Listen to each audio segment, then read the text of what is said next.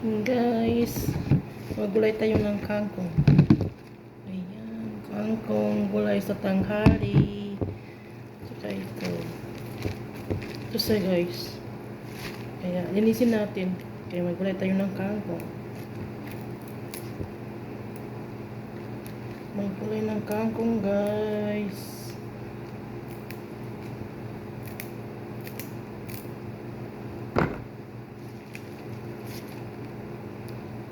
Ito yung kangkong dito sa Saudi.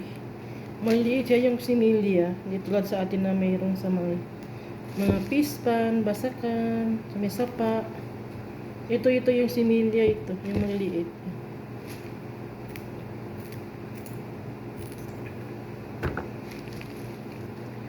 Magkulay ng kangkong guys. Ulam sa tanghali. Ayan guys. And guys, thank you for watching my video. Share and like, pa-comment, and thank you so much. Bye-bye.